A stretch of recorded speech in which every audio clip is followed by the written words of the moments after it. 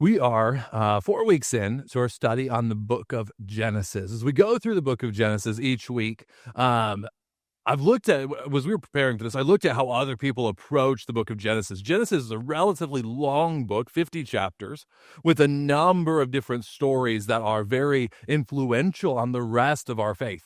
I saw one person went through a sermon series in the book of Genesis in 8 weeks.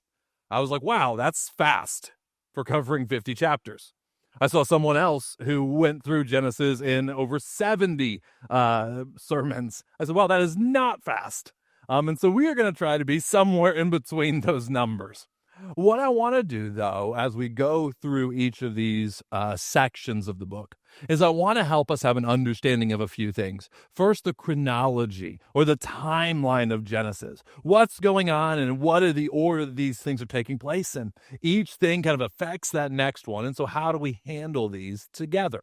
And so this week we're hitting that fourth significant event that I want to talk about with you in a story that we might call Noah and the Ark.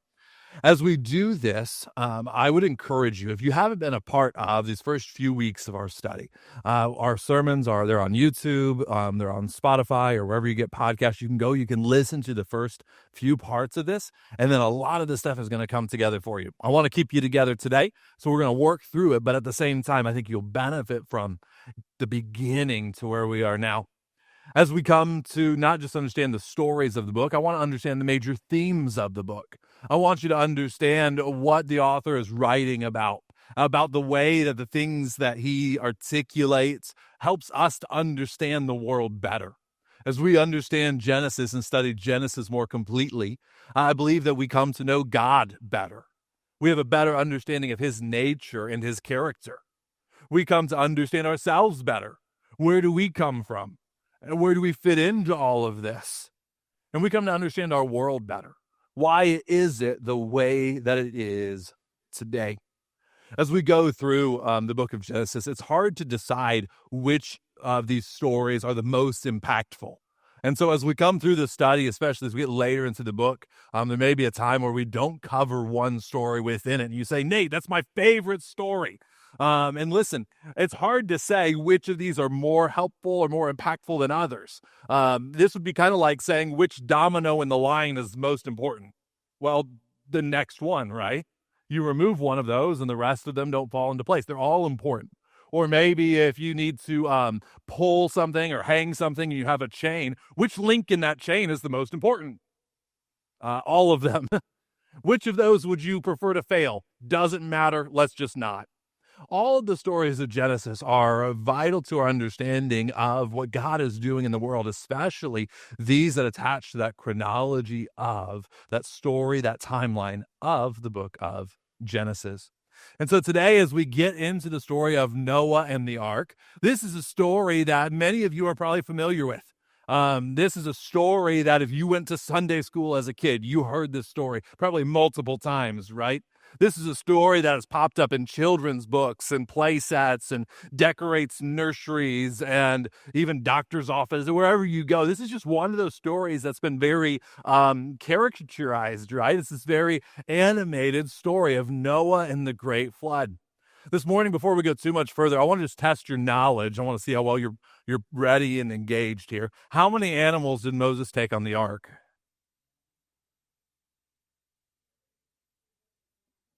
Oh, wow, there's a lot of debate. Some of you guys were paying attention. The answer is none.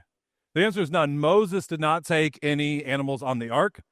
Some of you are going to have to go watch the live stream and catch that and make sure that you're with us. I'm just testing you guys to make sure you're awake. And if I can be honest, 9 o'clock was a little more alert.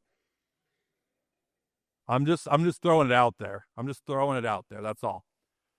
But Noah, what we know about Noah, right, is that Noah was told there would be this great flood. God said, go build a boat. He said, bring 2 of each kind, male and female of each animal. Bring 7 of the clean animals. Bring your food and your provisions and these things that you need. I have questions, right? Like, why didn't Moses swat the mosquitoes? He could have saved us all a lot of problems. But as all this plays out, God has orchestrated these moments and he has called Noah to do these things. And that's what we think of when we think of that story of Noah. But I want to get into some of these principles that I think we need to learn from this account. As we come into Genesis 6, even before we get there, I want to just touch Genesis 5 very quickly because we've skipped over it. But what Genesis 5 does is it kind of serves as a hinge moment within the book of Genesis. The very beginning of chapter 5 says, this is the book of the generations of Adam. A few weeks ago in chapter 2, we saw the generations of creation, right? And what do we say? That's a turning point within the book. There are 10 statements of the generations of, and fill in the blank. And so here in chapter 5, we see the generations of Adam. God created man. How did he make him? He made him in the likeness of God, or in the image of God. We see that phrase repeated over and over again in the early chapters of Genesis, how man was created differently, how we are not the same as the animals or the beasts, how God made us in his image, which gives immediate intrinsic value. We have understanding of things the way that no other creature has. And so God has made man in his image. But what happened in Genesis 3? When we look at the world today, we see mankind, we see ourselves, we see sin wrestling around in there with us. Is that in God's image? Well, when Adam sinned, when Eve sinned, what happened to that image of God? It was broken, distorted. It's not the same as it once was. Are men and women still in the image of God? Yes. But watch how the author of Genesis writes this in verse number 2. Male and female, he created them, and he blessed them, and named them man when they were created. When Adam had lived 130 years, he fathered a son. How? In his own likeness.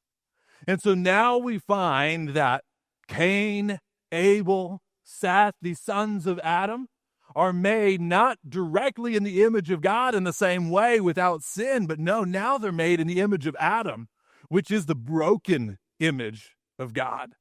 And here we still are today. And so this book of Genesis is helping us understand a problem that consistently has existed. Now, when we come to Noah, you could say, well, where does Noah connect to all of this? This is incredible what the author of Genesis is doing. And we have a slide. I want you to see what's playing out here. Genesis chapter 4 gives us this lineage on the left side here. Cain, Enoch, coming all the way down. In the middle, we find the generations of Adam through his son Seth. And this is where we kind of pick up the story. So in Genesis 4, we were introduced to Cain and Abel. We said Abel, it's very on the right-hand side, it very faint. Abel is not included in this genealogy. Why? Because Abel's dead. We find on the left side Cain. Cain is disqualified from this moving forward. Why? Because he is cursed, because he was violent and he was evil. And this way of Cain has overtaken not only him, but his lineage. It has overtaken the world at this point. And so now when we come to Genesis chapter 5, we're introduced to this middle lineage, the lineage of Seth, all the way down to what's the second to last line? Noah. And so as we come to Genesis chapter 6, he's picking that story back up. He gives a little detail to a couple of these names. In the middle here, we see Enoch, this man who walked with God and was not, for God took him. We see Methuselah, the oldest recorded man in the scriptures. We see these interesting individuals, but God really zeroes in on who's next, Noah. And so as we come to chapter 6, we're continuing the story of Adam. We're continuing the story of Seth. We're picking up where we left off in chapter 4. And the author of Genesis attaches chapter 4 to chapter 6 for us here in chapter number 5. But what do we learn about the world of Noah's day? In chapter 6, verse 5, the Lord saw that the wickedness of man was great in the earth. So how does he describe the world? Great wickedness. I mean, that's a place you want to live, right? That's a place we want to. Great wickedness. This is awful. The world has gone mad. In verse 1, they multiplied on the face of the earth, but what did they multiply? Well, they multiplied sin. They multiplied wickedness. They multiplied evil. And in verse 11 says the earth was corrupt in God's sight and it was filled with violence.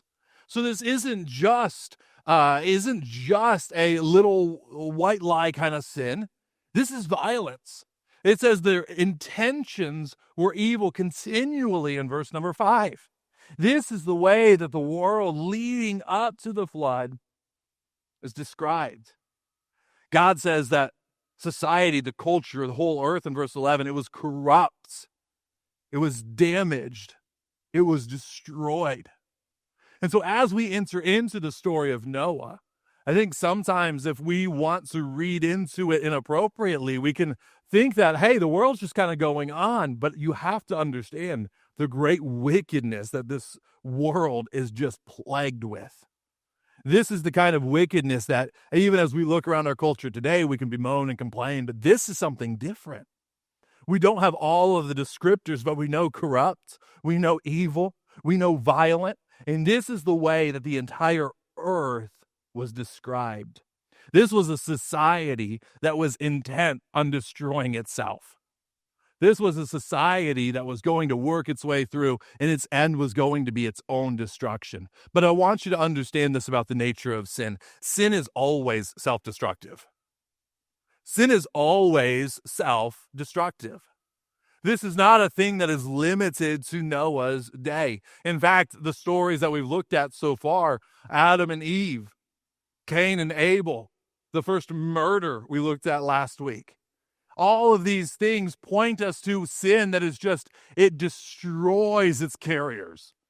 That's why we've described it like a cancer, or the Bible describes a disease called leprosy, that the body just rots and destroys itself throughout this disease. That's what sin is so often like, and it's always self-destructive.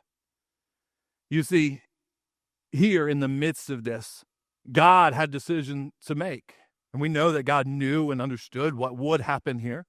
But in the midst of it, as God is confronted by the wickedness of the world, God then has to say, do I permit this to continue? But permitting this to continue would be a lot like if I had said to my children, hey guys, it's fine that you go play in the street. Go have a little game of Frogger. You're 6 now. You could be able to dodge these cars. You would say, well, that's like an awful thing to do to your kids, right? That's a terrible thing to go tell your children to do. Why? Because that would result in their harm. That would result in their destruction. They would not hold up well under the force of a moving vehicle. No.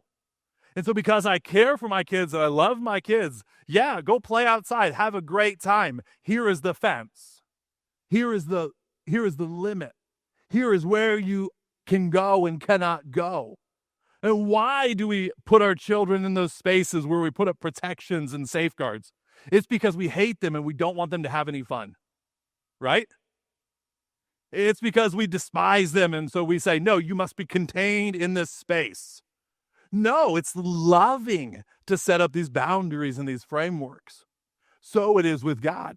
As he steps in, he as the creator of the universe with authority, knowing the way that things ought to exist, he has set up these parameters and these frameworks. And he told Adam and he told Eve and he spoke with Cain and he spoke with Abel and he warned them and he warned them and he warned them of how sin would affect them. And now as we fast forward about 1,000 years tracking through that genealogy, what do we see? We see a world that's just consumed with it. A world where all the guardrails have come off, where everyone is doing the things that they want to do and only the things that they want to do. And it leads us to a world that is filled with violence, that is filled with disorder, that is just destroyed. And as God looks at his creation, that just a few chapters before he declared it was good, what is his response to it? He's grieved, we see in chapter 6. He's grieved in his heart. He's pained as he looks at this world. He says that he regretted it. And he said, I'm sorry that I made them. And if we're not careful, we can look at those things and we can say, well, come on, God. Like, I mean, that's Is that really, how does God regret? Did he make a mistake? To which I want to say, we got to be very careful how we approach this. Did God make a mistake in his creation? This word that he uses, actually the word for regret and the word for sorry are interchangeable words. They're the same root word. These two words that are being used here. This is a lot like saying if you went to a funeral for a friend of a loved one, or a loved one's friend or whatever. So you go to a funeral and the person who is grieving, what do we say when we talk to them? We say, hey, I am so sorry. Hey, I'm so sorry for your loss. Now, did you kill them? Wow, I thought that was like an easy question. Man, did you kill them? All right, thank you. I was getting a little like anxious up here. No, like hopefully not, right? Hopefully you had nothing to do with their death. But why do we say that? Why? Because we're grieved. We're sorrowful. And so when God looks at the earth and its wickedness, what is happening? He's grieved. And to the best of my knowledge, this is the first time that we see God expressing feeling and emotion. We see, yes, he declares it's good, and we see things like that, but now it comes in, the Bible specifically says he is experiencing this. And it's grief. It's sorrow over our sinfulness. Why? Because he cares about mankind. Because he cares about creation. Because he cares about you. Just like if your loved one gets a diagnosis and you say, no, that can't be it. What happens to us? We're grieved. We're sorrowful. Why? Because we love this person. We care for them. And now God looks at the world that he has made. He looks at mankind created in his image, now just wrecked with sin. And what happens in his heart? What happens? What does God do? He grieves. He grieves. Because sin is always self-destructive. In the middle of this, we meet Noah. Verse number 8, in the middle of God's sorrow, we're introduced to him, and he's called what? It said that what happens? Noah found favor, or some translations, the word are grace, in the eyes of the Lord. These are the generations of Noah. Noah was a righteous man, blameless in his generation. Noah walked with God. So why is Noah righteous? What does it say here? Verse number 9, he walked with God. And so in the midst of this wicked world, we find this man Noah. Noah is one that what we see is we see that he's called righteous. He is said to be one that has found favor, has found grace in the eyes of God. And we see that in the midst of God's judgment, Noah is called out. And what does God do when he identifies Noah, when it comes to Noah in verse 13? He says, I have determined to make an end of all flesh, for the earth is filled with violence through them. Behold, I will destroy them with the earth. Make yourself an ark of gopher wood. And then he gives instructions to this ark. Verse 17, behold, I will bring a flood of waters upon the earth to destroy all flesh, in which is the breath of life under heaven. And so what we find now is, as he's speaking to Noah, he tells Noah, hey, listen, the world, it's gone mad. It's filled with wickedness and violence. I have to do something about it. I have to do something about it. So he says, what? Noah, I need you to build a boat. Now, hold on a second. Can you imagine being Noah in this moment when God comes to you and says, hey, Noah, the world's wicked. Yeah, the world's really wicked. Hey, Noah, I'm going to do something about this wickedness. I have to. Yeah, God, I understand. You're just. You've got to do something about this wickedness. Noah, your family, you walk with me. I want to spare you from this. I want to show mercy on you from this. Oh, God, thank you. All right, I need you to build a boat. Excuse me? I mean, a big boat. Wait a minute. How does this strike Noah, do you think? As all of a sudden he says, it's going to rain. Okay, rain, yes. Excuse me? As he says, the fountains of the deep, they're going to break forth. What? And so you got to have a boat. Okay, God, yeah, you said boat, right? What? And the boat's got to be big enough. He describes the size of this as a massive thing, 300 cubits in length. I mean, this thing is huge. And Noah, go build it. What does Noah do? In the midst of this, he is brought face to face with this problem. God says, here this is. I'm going to provide for you. This is how I'm going to provide for you. In verse 22, what does Noah do? Noah did this in all that God commanded him. Excuse me? What? I mean, this is an accomplishment, right? But I want to circle back to these statements here that are made about Noah. We see that Noah found favor, he found grace in the eyes of the Lord. He's called a righteous man. He's one who walked with God. How is he a righteous man? What is there about Noah that is Noah sinless? Is Noah sinless? No, he's born just, you saw the chart.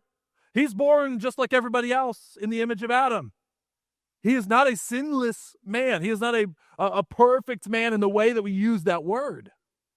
But he found favor in God's sight. Why? You ready for it? By faith. By faith. You see, when we come to the book of Hebrews chapter 11, this chapter gives us these snapshots of Old Testament figures. And it's this chapter that sometimes we call it the Hall of Faith. And it's these men and these women who just demonstrated faith in God, and they were declared righteous as a result of their faith. But here's what I want you to hear about Noah. In the midst of this, the author of Hebrews says this: by faith, Noah constructed. Noah built. Noah did. You see, when Noah built this ark, he did not build this for the purpose of gaining salvation. He built this out of obedience and the faith that he already possessed. But can I tell you this morning, we cannot separate faith from obedience. You cannot separate faith from obedience. And what would have happened had Noah said, God, you know what? I love you and I enjoy walking with you, but also I'm not doing that. Right? Hey, God, you know what? I think you're telling the truth, but, well, what happens? Is that faith? Absolutely not. Absolutely not. Because faith works. Faith demonstrates that. If you were told all of this is going to take place and then you said, nah, God, I'm going to pass on that one. Why? But what do we see instead? I want you to understand what faith is. Because we talk about Noah being a man of faith. I want you to understand what faith is. And this is going to become one of those recurring themes throughout Genesis. We're going to meet Abraham, we're going to meet Isaac and Jacob and Joseph, and we're going to see faith just teased out and teased out and teased out. It's awesome. But I want you to understand what faith is as we explore faith. Faith is this: it is intense certainty in the ultimate hope, resulting in movement toward the object of that hope, especially when unseen. All right, now listen, we're going to break this down because you're going, Nate, this is like 6 times the words you usually put on a slide. All right, some of you guys are trying to like furiously copy it down. We'll leave it up there for a minute, okay? Hebrews says it this way: faith is the substance of things hoped for, the evidence of things not seen. Clear? Right? This is a definition. I'm trying to break down those phrases for you. Here's what it is. It is intense certainty in the ultimate hope. So this is a certainty that God is working in the way that he says he is working. And this is an intense certainty. Is Noah building an ark if he's 51% sure?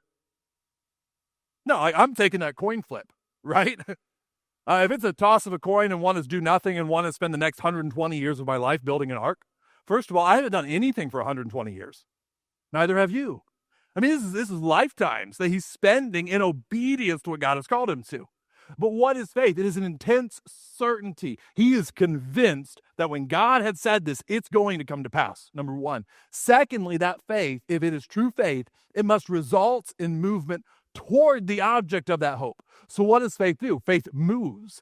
Faith works. Faith follows after. Faith does not sit still. You can say all day, well, I have faith, but I don't have works. And there's a whole book in the New Testament, the book of James, that is written just to combat this error. Because there were those in the early church that would say things like, well, you have your faith, but I have my works, or I have my works, but you have your faith. And they were trying to separate faith and works, but in reality, they're two sides of the same coin. By definition, they have to exist together. And so here, as we understand the faith of Noah, that faith must demonstrate itself through works, or it isn't faith. And I want you to see the end of this, especially when unseen. Is it faith to say, yes, this is true when it's something that's happened right before your eyes? This morning, if I said, hey, the chairs in this room are blue, if you're on the live stream, I don't know what the angle looks like, you might have to trust me on that one and have a little faith. If you're in the room this morning, unless you are colorblind or totally blind, you're going to say, okay, it doesn't take a lot of faith to believe that there are blue chairs in this room. I don't have to say, just trust me on this one, because you can see it. When God steps in here to Noah and he says, Noah, listen, there is going to be a cataclysmic flood. The wickedness of the earth is so great. Something must be done about it. Because remember, God is a just God. God is a just God, which means what? He cannot suffer injustice. He cannot stand by when injustice continues because he is just. So he must intervene. In his mercy, in his grace, he must intervene. And so he says, Noah, hey, here's what's going to happen. And here's what I'd like you to do about it. And what does Noah do? What God tells him. He obeys. It's a magnificent thing. It's a great demonstration of faith. He goes and he obeys, even though he had no reason except his intense certainty in the hope that God had declared to him. A man of faith. And because of this faith, Noah is declared righteous. And he finds favor in the eyes of God. You see, God said, this is where I am, this is what I'm doing. And what did Noah say? Hey, wait up, I'm coming too. Hey, wait up, I'm following. You can't leave me behind. And so what do we see? We see as we come into chapter 7, God's just judgment. Beginning in verse 1 of chapter 7, the Lord says to Noah, go into the ark, you and your household. I have seen that you are righteous before me in this generation. How did God see that Noah was righteous in this generation? What did Noah just do? He obeyed. He carried it out. He built this ark that God had commanded him. And so he says, take with you 7 pairs of the clean animal, male and female, a pair of the animals that are not clean, the male and his mate. Bring these with you. And what happens? Verse number 4, in 7 days, God says, I will send rain on the earth for 40 days and 40 nights. Every living thing that I have made, I will blot out from the face of the ground. And Noah did all that the Lord had commanded him. Noah was 600 years old when the flood of waters came upon the earth. Noah and the sons and his wife and his sons' wives went with him into the ark to escape the waters of the flood. And what do we see? After 7 days, the waters of the flood came upon the earth. We see in 600 years of Noah's life, in verse 11, in the 2nd month, on the 17th day of the month, on that day, all the fountains of the great deep burst forth. The windows of heaven were open, and rain fell upon the earth 40 days and 40 nights, just as God had said. On the very same day, Noah and his sons, Shem, Ham, Japheth, Noah's wife, and 3 wives of his sons with them entered the ark, they and every beast according to its kind, all the livestock according to their kinds, every creeping thing that creeps on the earth. In verse 16, those that entered, male and female of all flesh, went in as God had commanded him, and the Lord shut him in. So here we see God sealing up the door of this ark that they were going to for rescue.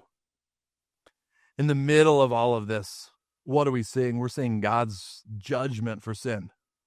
We're seeing God's judgment for sin. You see, God judges sin righteously. He knows what sin is. He knows the pain that sin causes. He knows the devastation and the destruction of sin. And I want you to understand this. The result of sin is always death. The result of sin is always death. Sin is contrary to God's nature. Just at the very beginning, sin is that which is against God's nature. And so when God defines sin, it's defined by him and who he is, first and foremost. But also understand this, that God has made us in his image. And so the things that are beneficial for us are the things that God has designated to be beneficial for us within his nature and his character. So when we go outside of that framework that God has established, we're going into places that are saying, God, no, you do not have authority here. And what is the end results of that? Always. It's always death. It's always destruction. It's always devastation. And so God, in all of his mercy and his grace and his loving kindness, he has defined what these things are so that we know and we understand what is dangerous for us, what is unhelpful for us, what will separate us, what will condemn us, what is eating us from the inside. All of these things that sin just wreaks havoc on us with. Now he has said, I have to address these things. You say, well, that doesn't sound very loving of God. And can I tell you, I think this is the most loving thing God could have done in this moment. Because this is like me telling my kid, hey, don't touch the stove, it's hot. Whereas I could have said, hey, go ahead and do whatever you want with the stove, right? You'd say that's a neglectful parent if I'm just like, hey, would you touch that for me for a minute?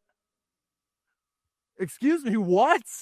Like that's abuse. Like that, we report that stuff. That's unjust to deceive a child. It's like, that's gross. But this is what sin does. It destroys. It destroys. It brings about devastation and destruction. You see, it's this sin, the same sin that brings about devastation and destruction. When we think of heaven, when we think of the new heaven and the new earth, this new creation, when we think of being with God one day, we can't bring sin into that with us, because what does sin do? It destroys. It kills. And so if that sin is in us and we desire to get to God and to go and to be with him, we have a problem. There's an issue here because I can't take that with me.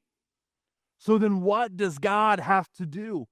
What is God left with? How does God conquer and destroy and remove sin from creation? Well, there are a couple of ways that this can be done. First, we see right here in Genesis chapter 7. He can destroy the ones who are carrying it. It was inside of them, it's inside of us, and that can result in our destruction. That's not the option we desire, is it?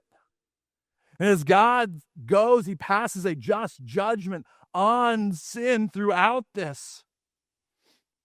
And we have to understand, the Bible tells us in Romans chapter 6, the wages of sin is death. But the gift of God is eternal life through Jesus Christ our Lord. But here's what I want you to catch in chapter number 8, because the story's not over, is it? We see that for 40 days the waters rose, and then we see that the waters prevailed on the earth 150 days in verse 24 of chapter 7. But watch chapter 8, verse 1. But God remembered Noah. But God remembered Noah. Now, just like we had to define the repent and sorry for, we have to define remember. Did God forget Noah? Did God know? Oh, no, he's still in the ark. Oh, my goodness, I can't believe that. That's embarrassing. No. But this is God begins to act towards Noah. He begins to demonstrate this remembrance through his behavior. And he remembers Noah and the beast and the livestock. And God made a wind blow over the earth, and the waters began to subside, and the fountains of the deep, the windows of heaven were closed, and the waters begin to recede. And at the end of 150 days, the waters abated.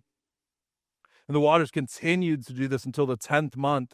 This is verse number 6. At the end of 40 days, Noah opened the window of the ark he had made and sent forth a raven.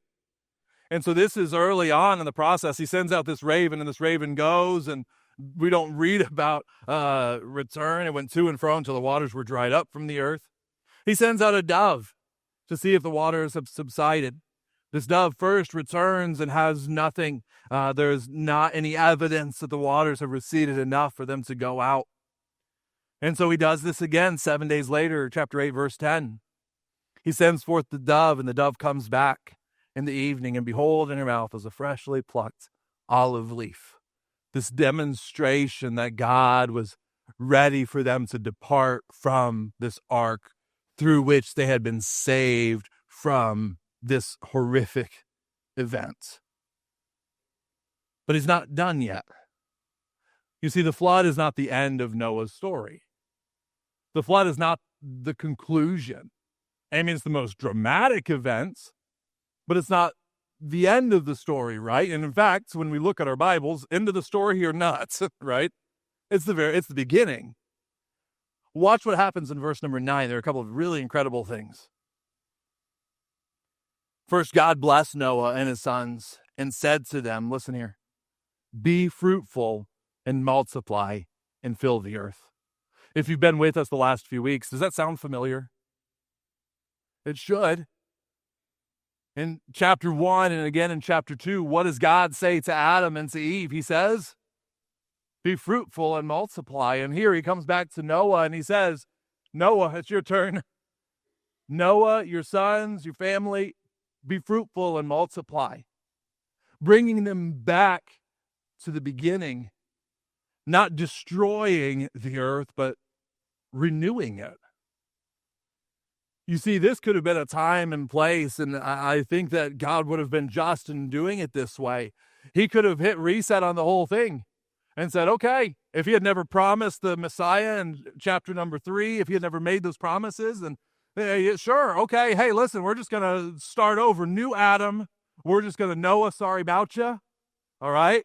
Or even we read about Enoch, and Enoch walked with God in chapter 5, and then he was not, for God took him. What does that mean? I don't know. I mean, it means he walked with God and then he wasn't, for God took him. That's what I got. Couldn't he have done this with Noah and just said, okay, here you go? That's not God's nature. God's nature is not to set for destruction and then it's gone forever. His nature is to renew and remake and restore. And so what does he do with creation? Even though we had sinned and taken it so far away from where he had built it and created it, what is he doing with Noah? He's recreating. He's repopulating. He's bringing this all back around to the beginning. And so what we see is that he is calling out to him. He's giving this command again, be fruitful and multiply. And then watch in verse number 9 what he does. God says to Noah, verse 9 of chapter 9, behold, I establish my covenant with you and your offspring after you, and with every living creature that is with you. Verse 11, I establish my covenant with you that never again shall all flesh be cut off by the waters of the flood, and never again shall there be a flood to destroy the earth. You know, this is the first time, this is chapter 6 specifically, but it repeats it again in 9. Chapter 6, he says, I will make my covenant with you. In chapter 9, he's saying, I'm making my covenant. This word covenant, this is a very specific sort of promise that God is making.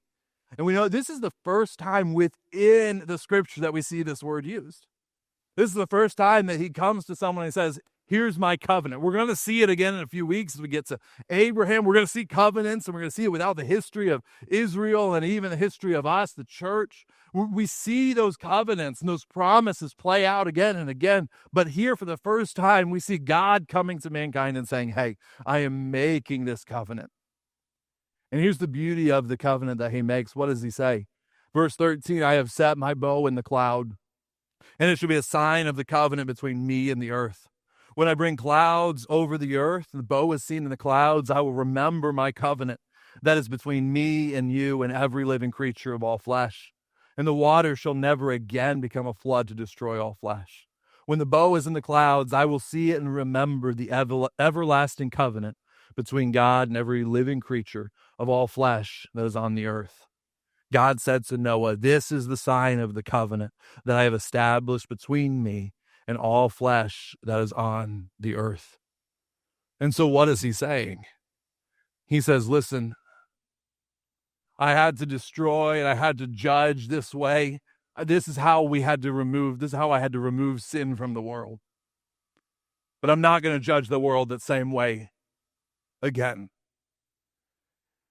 But what we understand today looking back on Genesis and then understanding Jesus and the cross, is that just because he wasn't carrying out his justice in the same way doesn't mean his justice is absent. God is still a just God, is he not? And so that judgment and justice must continue to exist. But here's what we see demonstrated within this covenant and this promise. We see God's desire for mercy. You see, in the middle of all of this, we find a story of great justice, and we see a story of great mercy. In the middle of it all, he promises, he says, I'm not going to do this again. This is not how sin is going to be handled. But you know how sin would be handled?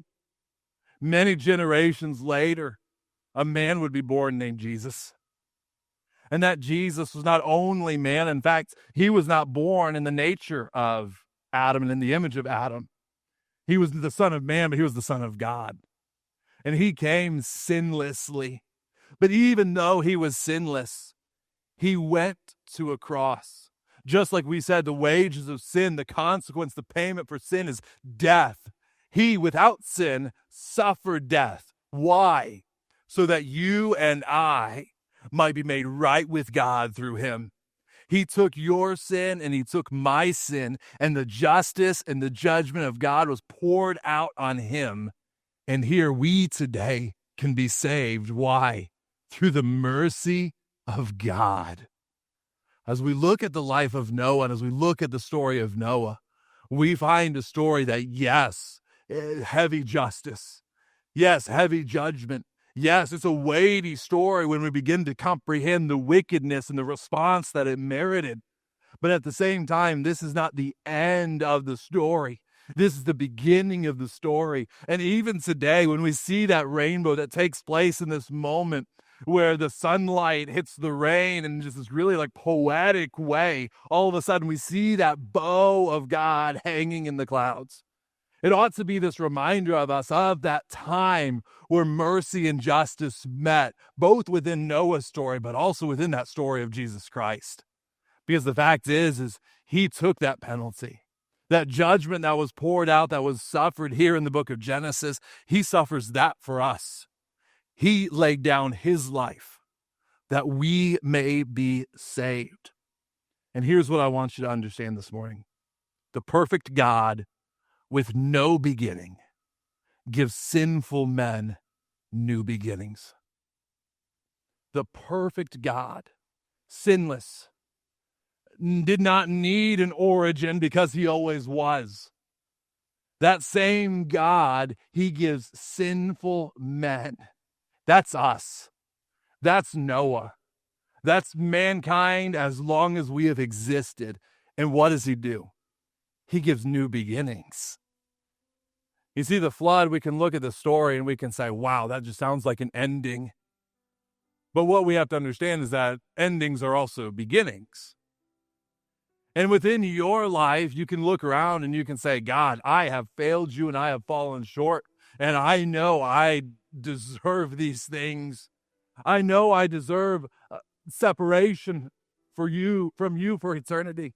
God, I'm condemned. My sin, it's overwhelming. And yet at the same time, that same God who is holy and just and good and righteous, you know what he loves more than judgment? Mercy.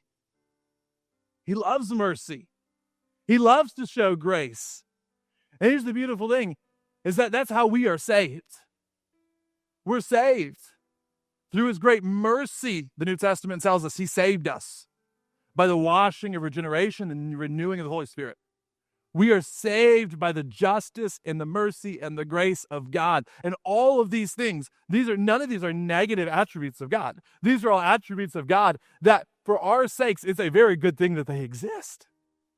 And so today, as we examine this story, as we see the heaviness and the weight of sin that it caused God to go out of his way to say, this is what needs to take place to free mankind from sin, we also have to understand that the mercy of God is present even in those darkest moments.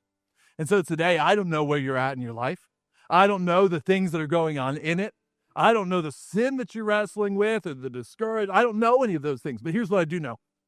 I know that we have a God who, in the midst of the darkness, in the midst of the floods, in the midst of our own sinfulness and our own wickedness, he is so good at saving us from ourselves, isn't he? And so he steps in, and through the blood of Jesus that washes away sin and makes clean, he has made you new and can make you new as well. If you will believe, what did we say? Noah believed, had faith, and he obeyed. And so you too today can be saved, not from a physical flood that destroys the earth, but from the flood of God's judgment that results in our condemnation and our separation from him. You see, instead of destroying all of us through Jesus, he's destroyed that sin, and he can make you new today.